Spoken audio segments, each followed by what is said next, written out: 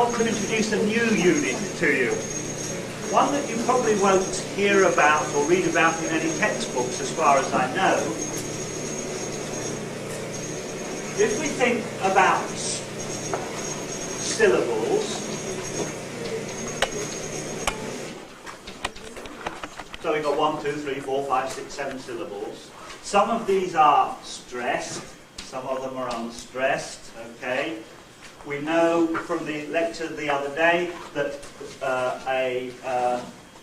there is a unit called a foot which begins with a stressed syllable and maybe have some unstressed syllables following it.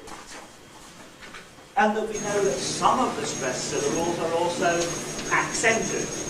Yeah? Now I want to define a new unit for you. A unit which begins with an accented syllable and continues up until the next accented syllable. So, this unit, which I'll call an accent group,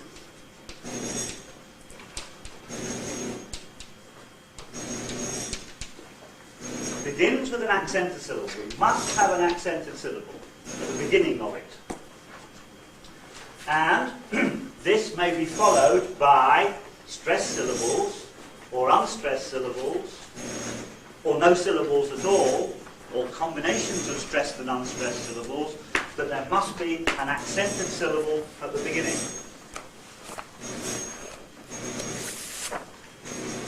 So let's have a simple example of an utterance which we can now divide not only into feet, but also into accent groups.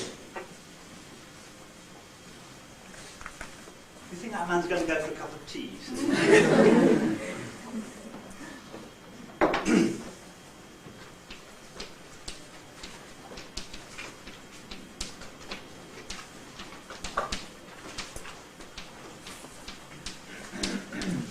Say we have something like that. I'll draw you an interlinear graph representation of it.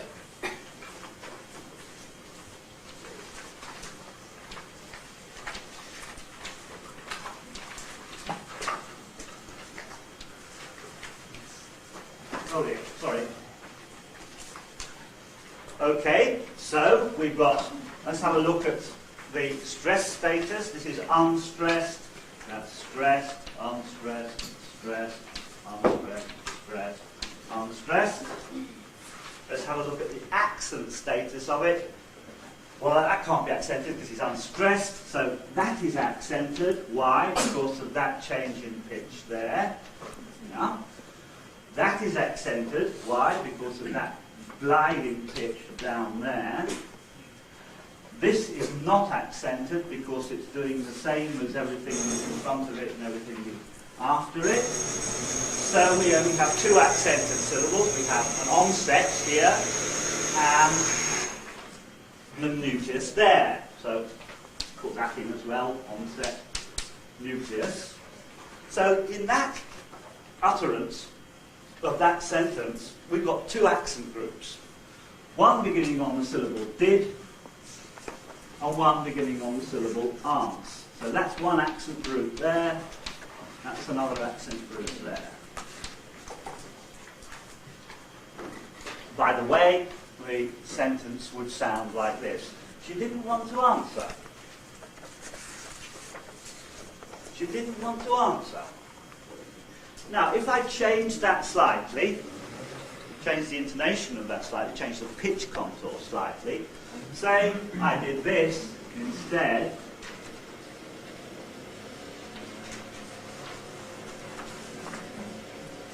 so that now want is lower than the second syllable of didn't, there's a step down, that means that now want is accented as well. Yeah? And in that utterance I've got three accent groups. The first one is didn't, the second one is want to, and the third one is answer. Yeah?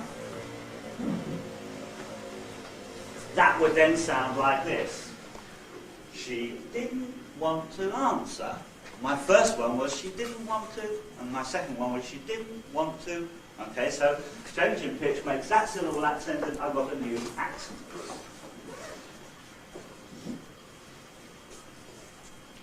Right. Why do I want to talk about accent groups? You will see that they are not on your handout. Why do I want to talk about them? Because I want to point out that whenever you put an intonation mark in front of an accented syllable, like a nucleus or an onset or something in the middle of the head, it tells you about the pitch characteristics, not only of the accented syllable itself, but of all the syllables in the accent group. So, for example, if I put a nuclear tone mark here, some nuclear tone or other there, what's it going to tell me? It's going to tell me what the pitch characteristics are for the whole of that accent group. Not only for the nuclear syllable, but for any syllables which are following it. Similarly, if I put a mark here, some sort of head mark here, it will tell me not only what the pitch characteristics of the following syllable, the onset syllable, are, but also all of the other syllables in the same accent group. That means, for example, to find out what nuclear tone is being produced, you have to listen not just to one syllable, but to that syllable and all the following syllables up to the end of the intonation pattern. And if you don't do that, you will make mistakes as to what the nuclear tone is. Okay? So don't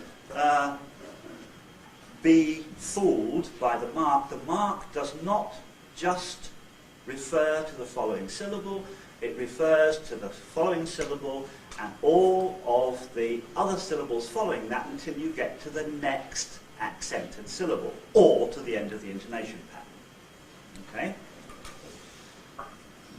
Right. We're going to look at just one sort of accent group, not all of them. We're going to look at the last accent group in the intonation pattern, the one beginning with the nucleus, and see what sort of pitch characteristics that accent group can have, or at least some of them, in English. Now I'm going to look at 7 possible pitch configurations which can be attached, can be associated with the nuclear accent group, the last accent group of the intonation pattern. These 7 are important, but they are not the only ones. You can, if you listen to a lot of English speech, hear nuclear accent groups which don't conform to one of these descriptions that I'm going to give you, but fairly rarely. So these are really the most common ones, according to some people anyway, and what they are the 7 nuclear tones which are proposed by O'Connor and Arnold in their book The Intonation of Colloquial English. Nuclear tone is probably not a good term because that makes you think that the tone refers only to the nucleus. It would be better to call it a nuclear accent group tone. But we'd better stick to the traditional terminology and call them nuclear tones. There are 7 of them, and they're listed on the first page of your handout: high fall, low rise, high rise, mid-level, fall rise, rise fall. And I've given you the nuclear tone marks too, or the nuclear accent group tone marks. There you can see high fall, and I've put them in front of the syllable no. What does that mark mean? That means that the nucleus itself, the following syllable, is high in pitch and will fall to low in pitch. That mark also means that any other syllables in the tail, any other syllables in the nuclear accent group will be low and level. If the tail syllables are not low and level, then it wasn't a high fall that you did, or there wasn't a high fall that you heard. It was something else. The next one, a low fall, high fall on no would be something like no.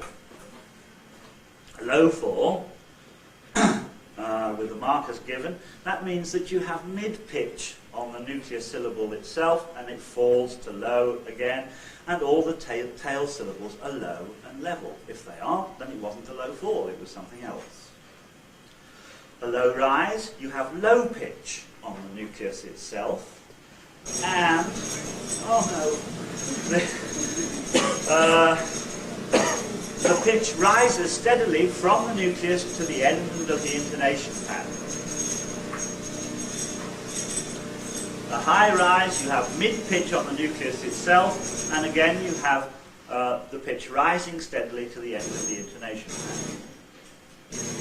A mid-level, you have a mid-pitch on the nucleus, and that mid-pitch is sustained to the end of the intonation pattern without changing very much. A fall rise, high pitch on the nucleus itself, falling to low, and then levelling out if it has time, and then rising again at the end of the intonation. A rise fall is mid or lowish pitch on the nucleus, rises to high by the end of the nucleus or by the next syllable, then it falls to low, and then it levels out at the end of the intonation. Okay, so that's the description of the nuclear tones. Let's have a look at some examples with some interlinear graphs for you. Now, what I've done here is to put the nuclear tone on a single syllable, and then on a syllable followed by a couple of tail syllables, and then by a longer tail. So if we look at the high fall, the first one, this is on page 2 of your handout, we can see that it starts high, as I described, falls to low on the syllable no. If we have some tail syllables, and you can see I've got the two syllables you fool, then what happens is that the nucleus itself starts high in pitch, falls to low, and then levels out. So it goes, no, you fool, you fool, you fool, you fool. No, no, you fool. And if we make the tail a little bit longer, then we would get the third part of that diagram. No, you silly fool, you silly fool, you silly fool. There's an echo in here. Okay. Low fall. Now, let me make it absolutely clear. If the tail did something else, if the tail didn't do that, then it wasn't a high fall. It was some other nuclear tone. Low fall is very similar, except it doesn't start high, it starts mid-pitch. So instead of no, we get no. No. Then, with the tail syllables, no, you fool, no, you fool, no, you fool, and no, you silly fool, no, you silly fool. Low rise, the third one on that page, starts low, as I described, and rises steadily towards the end of the intonation pattern.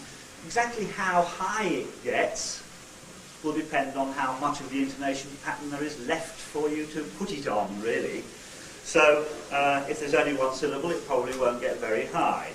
No, no, no. If there's more, then it will probably get a little bit higher. No, you fool. No, you fool.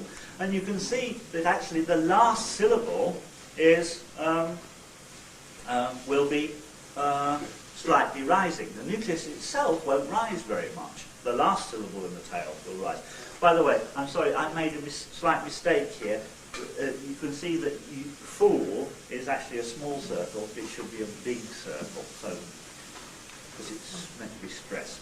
It's all right at the end, in the last one, in that, that row. So, no you fool. And with a longer tail, no you silly fool. And however long the tail is, you will continue to rise. So if I had a very, very, very long sentence with the nucleus on the first syllable, so that all the rest was tail, all the rest was part of the nuclear accent group, then I would continue rising until I reach the end. Obviously, I would adjust the rate of rise so that I wasn't screaming at the end or squeaking at the end. So if I took a sentence like, when shall I meet you at Waterloo Station on Saturday morning, and put a low rise on when, I will get, when shall I meet you at Waterloo Station on Saturday morning? Okay, rising all the way through. High rise is similar, except that it doesn't start low, it starts midish pitch. So instead of no, with a high rise it would be no. And with some tail syllables, no you fool, no you fool. And with some more tail syllables, no you silly fool. Okay, so those are high fall, low rise, high rise. We then go on to the more complex ones. Actually, I'll jump to the end and deal with mid-level first, because that is very simple. We're at a midish level, and we stay there. So with one syllable only, no. With some tail syllables, no you fool. And with some more tail syllables, no you silly fool. Or when shall I meet you at Waterloo Station on Saturday morning? However long it is, I will stay where I am, more or less. Okay, the remaining two, fall rise and rise fall, are slightly more complicated. If we've got one syllable, then obviously we have no choice. We start high, we go, or high-ish, we go down to low, and then we come up again within the same syllable. So on one syllable we have no, no, no. If we've got more than one syllable in the nuclear accent group, if we've got some tail syllables as well, then what happens is that we fall on the nucleus itself, level out for the beginning of the tail, and then rise at the end of the tail. So, no you fool, no you fool, speed it up a bit, no you fool. Now, this is a very good illustration about of why you have to listen to the whole of the nuclear accent group to tell what the nuclear tone was. If you look at the pattern of pitch that I've got for a fall rise on no you fool, and for a high fall on no you fool, the nuclear syllable itself is the same, or more or less the same. The difference between a fall rise on no you fool and a high fall on no you fool is in the last syllable of the tail. In a high fall, it's low and level. In a fall rise, the last syllable actually rises. So I've got the difference, no you fall, high fall, no you fall, fall rise. If you don't listen to fool, you're not going to be able to tell the difference between the two. Because if I stop at you and don't say the fool, no you. You don't know which one it is until I say fall, which was a fall rise, or fall, which was a fall. Similarly, with a longer tail, we have a fall on the nuclear syllable itself, we then level out at a low level, and then rise towards the end. So, no you silly fool, no you silly fool. And again, it doesn't matter how long the tail is, that pattern is continued. So if I take my long sentence, when shall I meet you at Waterloo Station on Saturday morning? And I did the rise on morning. Now, exactly where do you do the rise? Well, in both of my examples, no you fool and no you silly fool, the last syllable was stressed. If the last syllable is stressed, then you rise there. If the last syllable isn't stressed, but there are some stressed syllables in the tail, the tendency is to start rising at the last stressed syllable. So let me give you another example of a pattern where this would be. Let me see if I can think of one.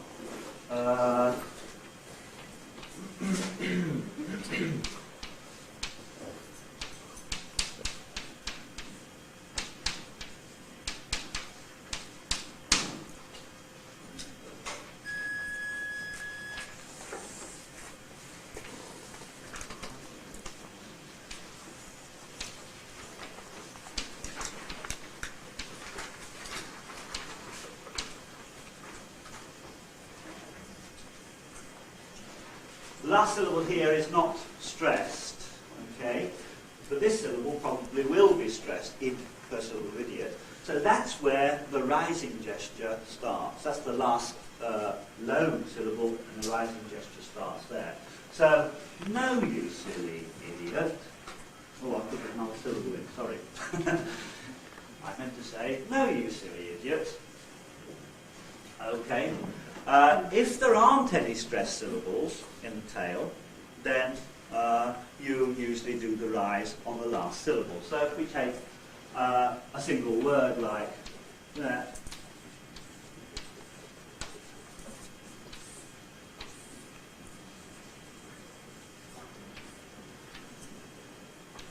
with two unstressed syllables, it's the last one which will carry the rise. Probably.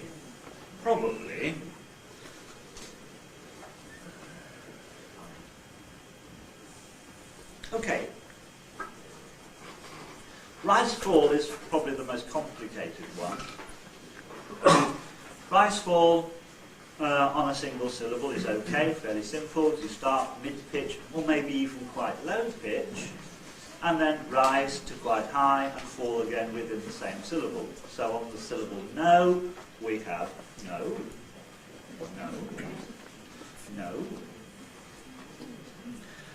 Now, if there is a tail, it really depends how long it is as to exactly what happens.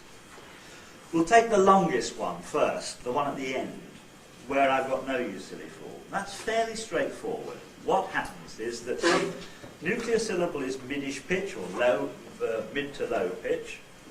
The syllable after the nucleus is high, and then all of the other syllables are low and level.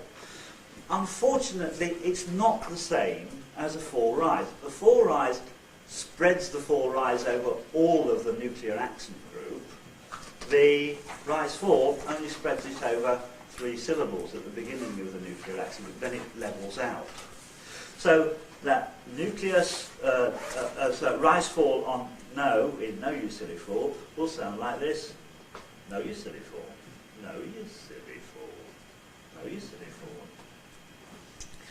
If there are only 2 syllables in the nuclear accent group, that's why, say for example on the word never, it depends who you are as to exactly how you do it. Some people do it one way, some people do it another way.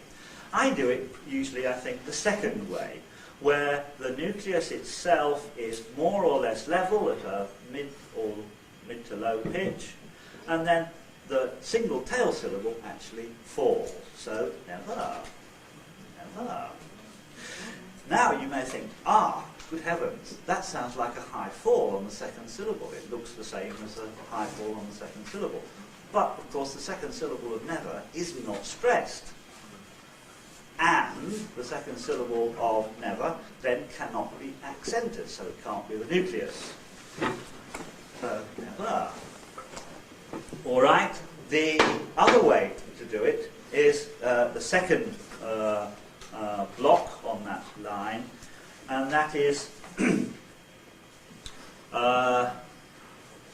where you have the nuclear syllable itself rising to a high pitch from a mid-level pitch, or midish pitch, or a bit lower than that, and then the tail syllable is low.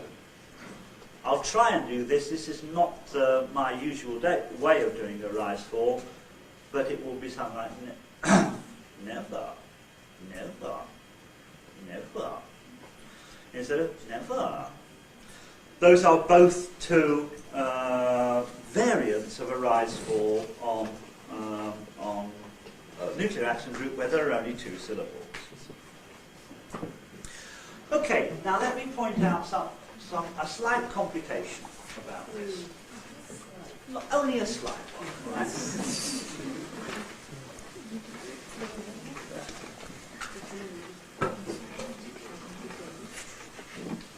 All of the examples that I've given you, I think all of them anyway, on the syllable no, and the next syllable was you, and everything was voiced.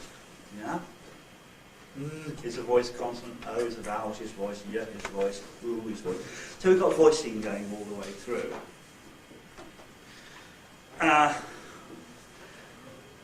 Occasionally, when you listen very carefully to intonation, you think, I can't hear any fall there, or I can't hear any rise there, but this chap here is telling me that it's a high fall or something like that. I can't hear anything falling at all.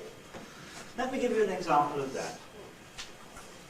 If we take a single word like that, that's stressed, we're going to make that first syllable the nucleus. Now, I could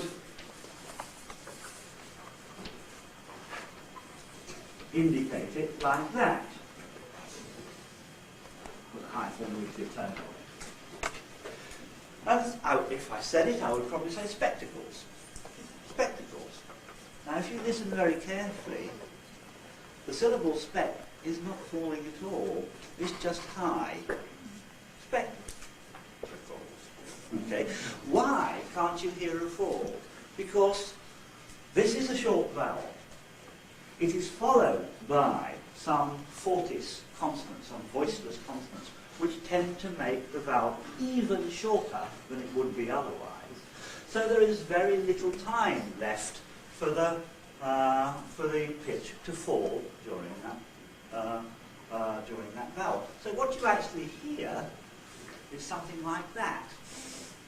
But notice that you still got the general pattern that the nuclear syllable itself is high and everything after it is low and level. So we've still got a high form nuclear tone there. Spectacles. Similarly, if I did a fall rise, which you would have to do like that. Again, same sort of thing. What we've now got is high, low, and a rise at the end, which is the general skeleton for a fall rise nuclear tone. Spectacles. Spectacles. I warn you about this because when you start listening to nuclear tones and try and decide which ones are being said, you tend to listen in very great detail and you expect to hear the falls. You won't always hear the falls. You have to listen to the larger pattern as well as the details of the pattern. Excuse me.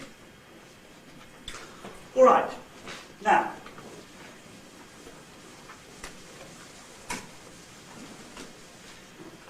some advice for you as to how to go about deciding what nuclear tone is being produced. What to listen to? Well, the first thing I think you should listen to is to the nuclear syllable itself. Generally speaking, trying to decide whether the nuclear syllable itself is high or not high. Very simple decision. You have a 50% chance of being right. You ask yourself, is the nuclear syllable high or is it not high? So that's the first choice.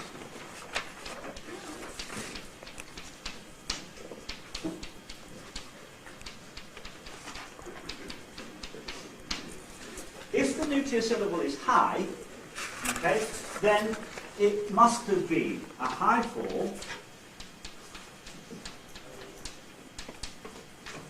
or a rise fall. Sorry, fall rise, what am I talking about?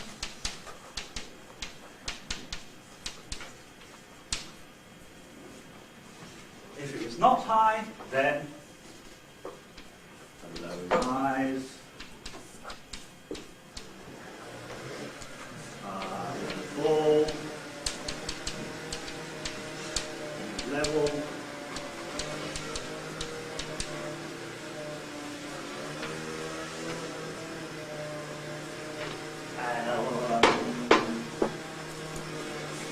rise, fall.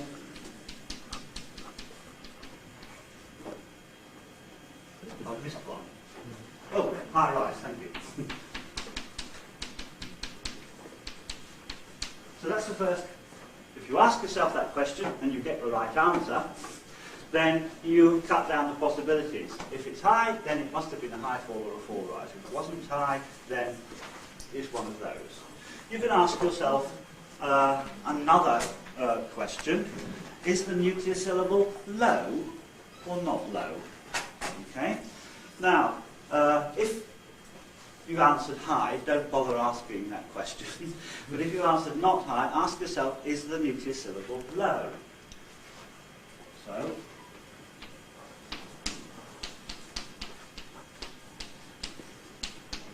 if it was low, then it was a low rise,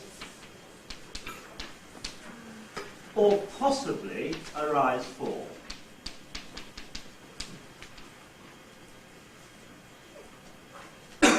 If it was not low, then a low fall,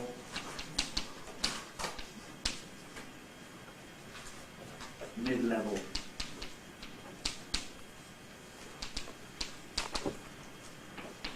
or a high rise.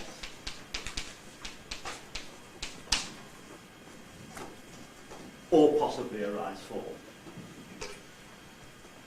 Now, once you've made that sort of decision, you've got a little group of nuclear tones that it could still be, and you have to decide between them. How do you decide between a high fall and a fall rise? What you do is listen to the end of the nuclear accent group, not the beginning. You listen to the last syllable or the last couple of syllables, and you ask yourself, are those syllables at the same level? Yes? If they are, then what it was a high fall. If they are not, then what it was a fall rise. So, once you've asked yourself these questions, high, not high, low, not low, you've got one or two nuclear tones that it still could be. You then start listening not to the nucleus, but to the end of the tail, the end of the nuclear accent group. The first question you ask yourself is, are they at the same level? Say low level, yes, high fall, no, fall rise. If you have come to this decision here, low rise or rise fall,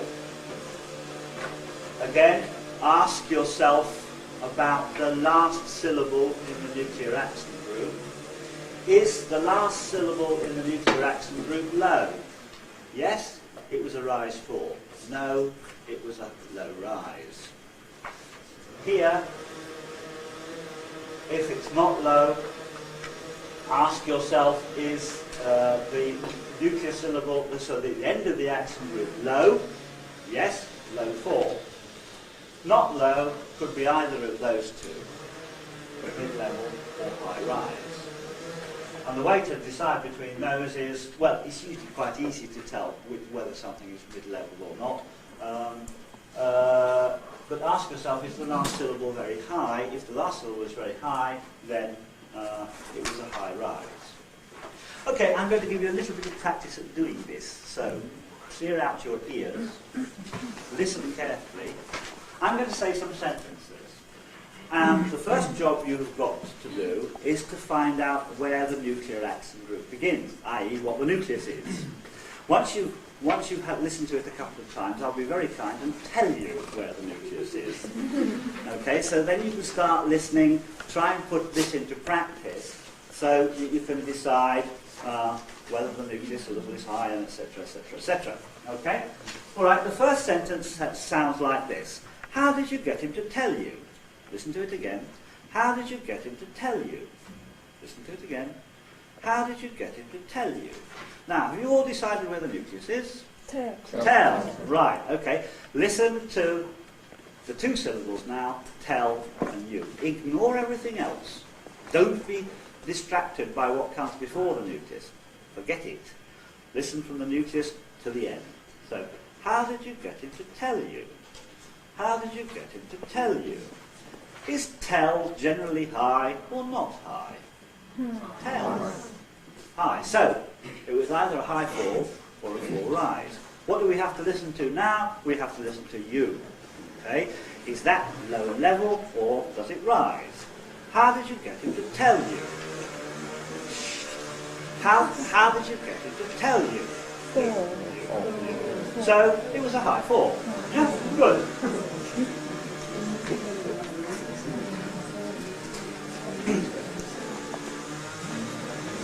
That's what I said, in fact, there, with a high fall nuclear tone. All right, we'll do another one, if you can hear me. Again, remember, first job you've got is to find out where the nucleus is. Sounds like this sentence. Where did you leave your handbag? Where did you leave your handbag? Where did you leave your handbag? Where's the nucleus? Hand. Yes. Remember, the nucleus is one syllable. The nuclear accent group then is handbag. Listen to it again. Where did you leave your handbag? Where did you leave your handbag? Nucleus high or not high? High. High. So it was either a high fall or a fall rise. Let's decide which. Listen to the end of the nuclear accent group. Where did you leave your handbag? Where did you leave your handbag? High fall or fall rise? High fall. I did it again. There it was. You were all expecting me to do a fall rise, but I didn't. All right. Now, listen to this. Next one. Sounds like this. Does she always make such a fuss? Does she always make such a fuss? Does she always make such a fuss? Where's the nucleus? Fuss. Oh dear, we've only got one syllable. Okay. There are no tail syllables, so this is a bit trickier. So listen to it again. Ask yourself generally whether the nucleus is low or high or not high. First, does she always make such a fuss? Does she always make such a fuss? Not high, is it? No. Is it low? Listen again. Does she always make such a fuss? Fuss? Fuss? Yeah, pretty low. Is it low? So it could be a low rise or a rise fall. But listen to the end of the nuclear accent syllable. If it's low, then it was a rise fall. If it's not low, then it was a low rise. Does she always make such a fuss? Fuss. Fuss. Slow it down. Fuss. wasn't low, was it? It was in fact going up, so that was a low rise. Okay. Listen to the next one. There'll be plenty of people you know there. There'll be plenty of people you know there. No. Where was the nucleus? No. No was the nucleus. Yes. Now, nucleus high or not high? Listen. There'll be plenty of people you know there. Oh. High, yes. So it could be a high fall, it could be a fall rise. Which one is it? Let's see. There'll be plenty of people you know there. All right. Fall rise. Because there was not low and level, it was actually low and rising. There, no there. Anybody think it was a high fall? If you did, you're not admitting it, obviously. Try the next, so that's what I said. There'll be plenty of people you know there. Next one sounds like this. Try to get there a little earlier tomorrow. Try to get there a little earlier tomorrow. Try to get there. Earl is the nucleus. Yes, so we have to listen to earlier tomorrow to decide what the nuclear tone was. The nuclear action group is earlier tomorrow. Try to get there a little earlier tomorrow. Try to get there a little earlier tomorrow. Earl, high or not high? High, okay. And what about the end? So it could be a high fall or a fall rise. What about the end? Is it level or is it rising? try to get there a little earlier tomorrow. Look Level, forward. so it was a Four. high 4. Okay. How about this one? Would you like to see my new computer? Would you like to see my new computer? Like. Would you like to see my new computer? Like. Like is the nucleus, is it?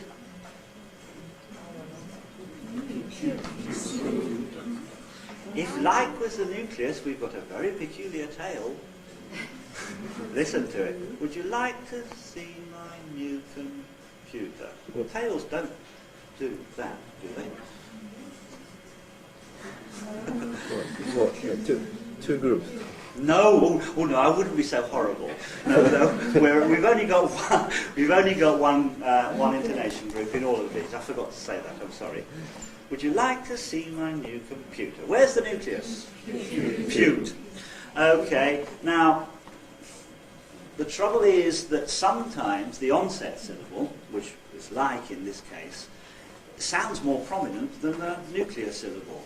Okay, but don't always expect the nucleus to be the most audible, most prominent syllable in the word group. Sometimes it isn't. What you have to do is, if you think like is the nucleus there, you have to consider what comes after it. Now, it's not one of these patterns that I've given you. It was doing that. And tails, according to that scheme, don't do that. So therefore, like can't have been the nucleus. Pute was the nucleus. Okay, so the nuclear accent group was puta. Sounds like this again. Would you like to see my new computer? High or not high? Pute. Not high. High. Not high. Not high. Would you like to see my new computer? Pewter. Pewter. Not high. Not high. No, not very high at all. So it could have been one of this lot. Low rise, rise 4, low 4, mid-level, high rise. Okay? Listen to whether it's low or not low. Would you like to see my new computer? Pewter. Pewter. Not as low as it could be. Okay? Sort of midish. So it could be a low 4, a mid-level, or a high rise. Listen to the end of the nuclear accent group to decide which one. Would you like to see my new computer? Pewter. Pewter. T is low, wasn't it? T, t, t. So it was a low 4. Would you like to see my new computer? We'll do 2 more of these. Next one is, I think they're going to Italy next week. I think they're going to Italy next week. Where's the nucleus? Italy. Week, okay. Tricky this one because we've only got one syllable in the nuclear accent group. Is it generally high or not at the beginning of the nuclear syllable? I think they're going to Italy next week. Week. Yes, fairly high, isn't it? What about the end? Is the end just low? No. Would you like? Right. Oh, sorry. I think they're going to Italy next week. Full right. It went down and then up again. The end of the nucleus was not low. If it were a high 4, it would be weak. Weak. One more. Sounds like this. It isn't the first time it's forgotten to come. It isn't the first time it's forgotten to come. Come was the nucleus, yes. Okay, so listen to that. Come.